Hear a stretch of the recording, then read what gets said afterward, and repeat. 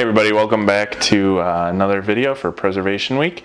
I actually render some deer fat for like making candles, and that's what we'll do in this video. Render the fat out, show you how to purify it, and so that it's really clean, really scentless or odorless, and then we'll make some candles with it. This video, you're gonna need some water. The star of the show is gonna be some buck fat. And you'll need a little salt and a crock pot. And you'll want, if you only have one crock pot and you don't have like a crock pot for this kind of stuff, you will want a crock pot. Crock pot liner. If you have a crock pot that your partner, spouse, significant other, whatever, is cool with you using for this kind of stuff, then maybe you don't need that. Deer fat is a little bit different than like pork fat and beef fat, where it's like creamy and soft and washes out easy. It's very waxy, so it can leave a coating in your mouth, and the last thing you want to do is leave a waxy coating flavor in your crock pot bowl. Okay, so I got my handy dandy meat crafter here. I just wanted to show you, I've got two pieces of fat here, okay? I've got this piece and I've got this piece. This piece, very little meat on it. We're still gonna clean a little bit of this up. We're just gonna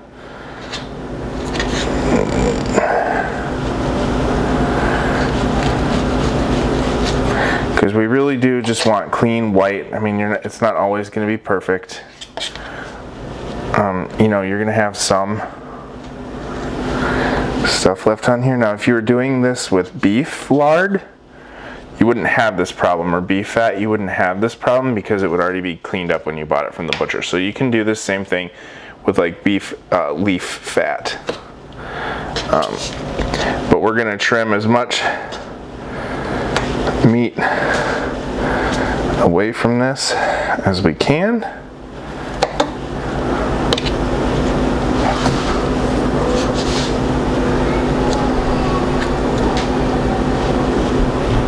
Okay, and then we're just gonna cut this.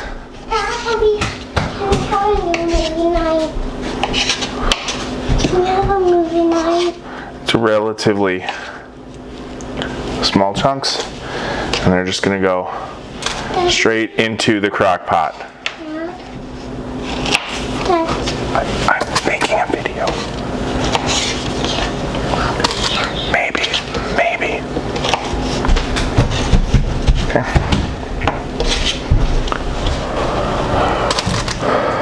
This piece right here is going to require a lot more trimming, and that's why I just wanted to show you the difference of like what you could end up with. But the nice thing about deer fat is that, generally speaking, the meat should just come off of there pretty clean.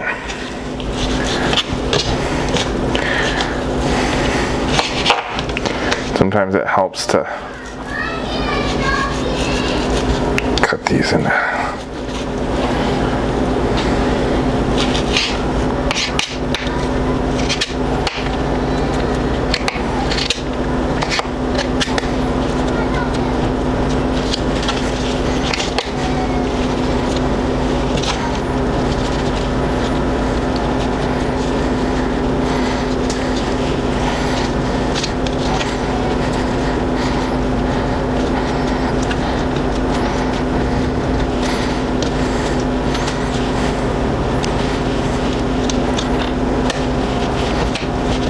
See that? Now that's all cleaned up. Add that to our crock pot. So we're gonna do this whole bag like that, and I'll show you the next step once I've got it all cleaned up and ready to go. All right, let me show you this really quick.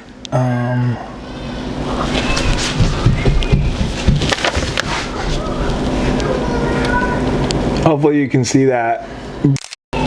Hopefully you can see that brownish, grayish nastiness right in the middle of this chunk of fat. That is a gland.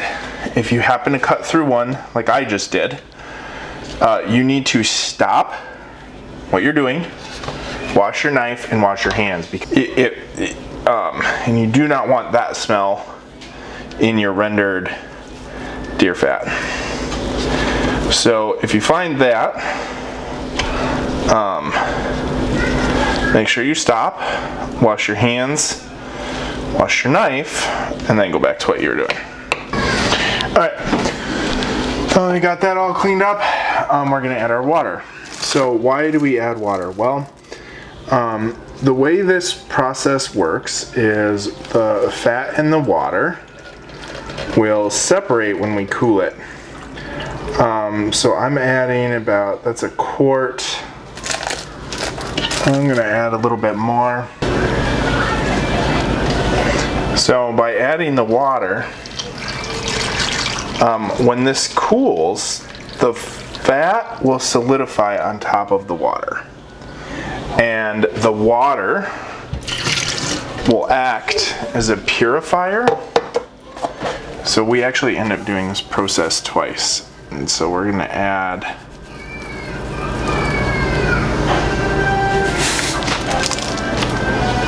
two handfuls of salt. And the salt is the other half of that purifier magic. So that will actually suck any impurities out of the fat into the water when it cools. Now we're going to go ahead, put our crock pot lid on.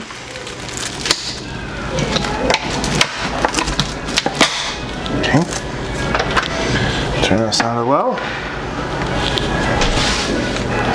And we'll show you what it looks like when, I'll show you the different stages as we go. Alright, so this is about halfway through, and you can see that there's definitely been some progress made. So you can see that we're starting to get a lot of this rendered out. A lot of this is starting to melt. My kid is helping me poke around in there, so it's making progress. This definitely takes some time, so we just gotta let it go. Thank you for helping me. I want to see which color it is.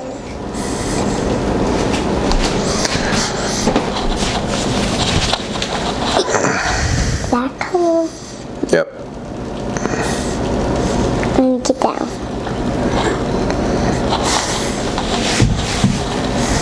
I love you, Dada. Right, here we are. We're a little further along.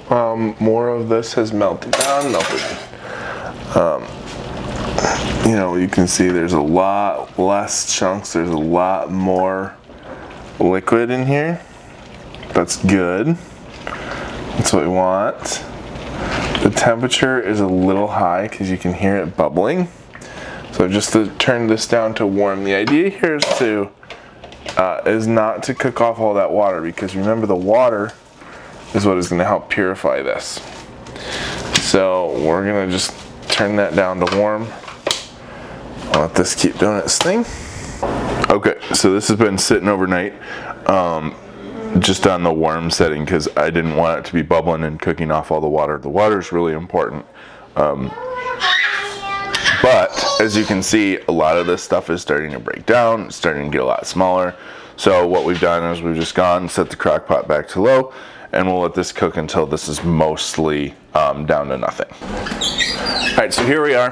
We're at the last stage of this first time around. So what we're gonna do is first we're just gonna grab a slotted spoon, and we're just gonna skim off anything that hasn't melted all the way down. Because at this point, it's not going to. And you want to drain off as much of this as you can.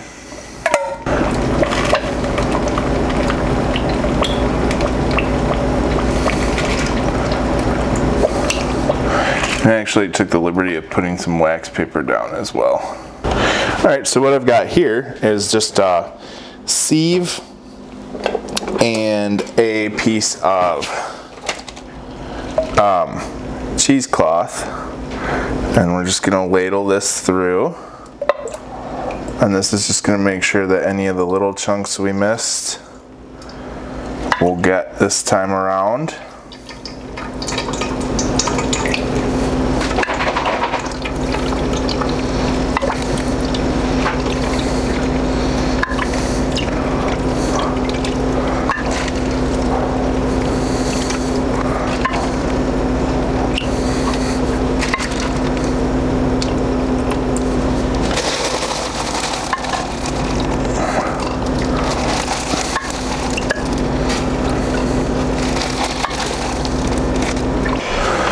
So there's that. So we can try and strain.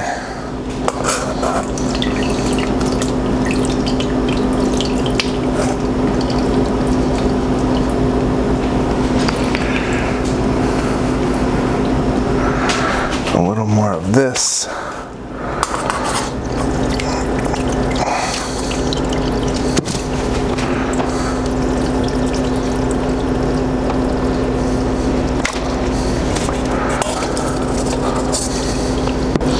So I know this probably seems like a lot of work to a lot of people that are watching this right now. And that's okay. It is. It is a lot of work. And not everyone has to do this amount of work. You know, there's literally millions of pounds of venison fat that just get thrown away every single year. And that's fine, because not everybody is the same and not everybody has to do all this with their deer. I personally believe that if I'm going to shoot something, I want to take full advantage of everything that harvest has to offer. And that includes doing,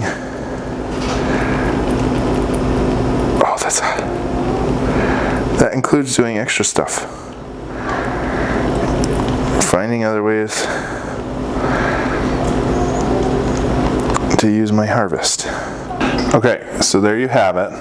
That is the finished out rendered deer tallow.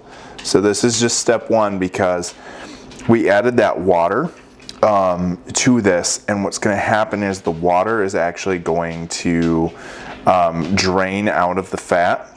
It's with the salt, it's going to pull all the purities in that salt out, and what we're going to be left with is a tallow cake on top of that water. So we're going to pull that cake out, and I'll show you what to do with it after that. In terms of what to do with this now, what we want to do is we want to just put this somewhere where it is cool, so that it can, like, not a fridge, right? You don't want to just like cool this down super fast. You want to let this take its time cooling down. So I'm actually going to go stick this in my basement to cool up, to cool all the way down. All right, so just a quick update. This is what it, this is what just the first go around looks like.